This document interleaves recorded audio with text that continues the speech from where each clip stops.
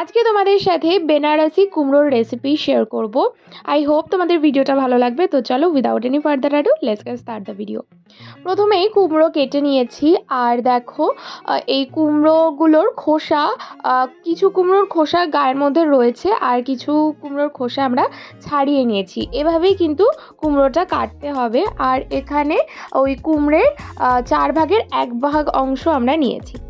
এরপর ওভেনে একটা কড়াই বসিয়ে দিয়েছি, তার মধ্যে দিয়ে দিয়েছি সর্ষের তেল।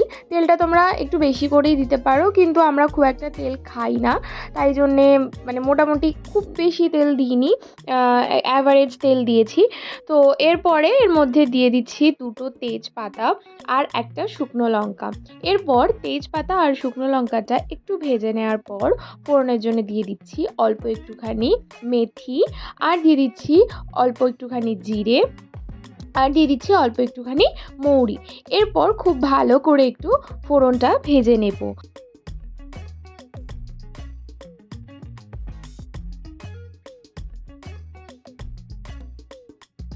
ফোড়নটা ভাজা হয়ে যাওয়ার পর দিয়ে দিচ্ছি থেতো করে রাখা আদা আর কাঁচা লঙ্কা। তারপর সব কিছু একটু ভালো করে নাড়িয়ে চাড়িয়ে নিয়ে দিয়ে দিচ্ছি কসুরি মেথি। এটা কিন্তু ড্রাই রোস্ট করা নয়। তারপর ভালো করে সব কিছু আরও একটু নাড়িয়ে চাড়িয়ে নিয়ে দিয়ে দিচ্ছি হিং। হিংটা কিন্তু মাস্ট, তবে তোমাদের যদি কারোর অ্যালার্জি থেকে থাকে তাহলে তোমরা এটা স্কিপ করতে পারো, কিন্তু হিং দিলে খুব সুন্দর একটা গন্ধ বেরোয়। তো তারপর সমস্ত মশলা খুব ভালো করে কষিয়ে নেওয়ার পর এর মধ্যে দিয়ে দিচ্ছি কেটে রাখা কুমড়ো। এরপর খুব ভালো করে কুমড়োর সাথে সবকিছু নাড়িয়ে চাড়িয়ে নেব।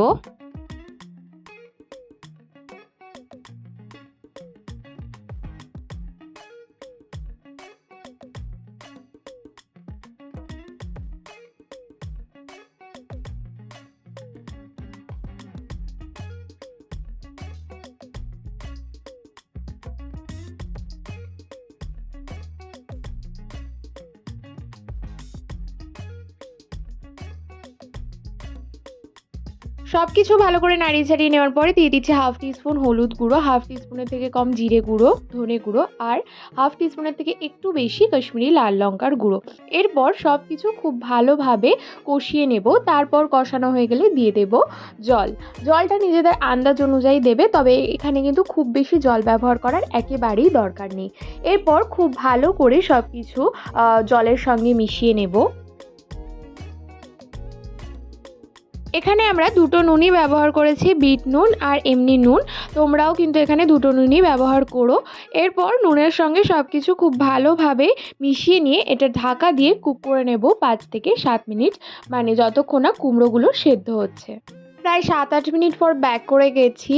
এবার এর ওপর থেকে ছড়িয়ে দিচ্ছি অল্প একটুখানি চিনি, আর দিয়ে দিচ্ছি লেবুর রস। তোমরা চাইলে কিন্তু এখানে আমচুর পাউডারও ব্যবহার করতে পারো। আমাদের কাছে আমচুর পাউডার ছিল না, তাই লেবুর রসই ব্যবহার করেছি। আর দিয়ে দিচ্ছি কুচানো ধনেপাতা। এই লেবুর রস দিলে না টেস্টটা ভীষণ সুন্দর আসে, আর ধনেপাতাটাকে স্কিপ করো না। যাই হোক, এই অসাধারণ রেসিপিটা অবশ্যই একবার বানাও আর খাও। কেমন লাগলো অবশ্যই জানিও।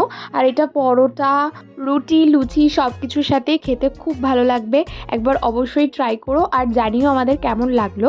এরপর গ্যাসের ফ্লেমটাকে অফ করে দেবো। আর এটা কিন্তু একদম শুকনো শুকনো হয়, তো একদমই জল রাখা যাবে না। তো দেখো এখানে কিন্তু আমাদের এটা একদম রেডি। আমরা গ্যাসের ফ্লেমটাকে অফ করে দিয়েছি।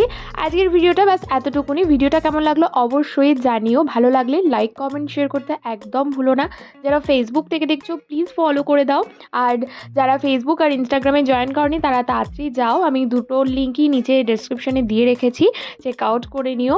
আর প্লিজ একটু ভিডিওগুলো দেখো, একটু সাবস্ক্রাইব করো। Eat healthy and stay healthy. See you soon. Bye by.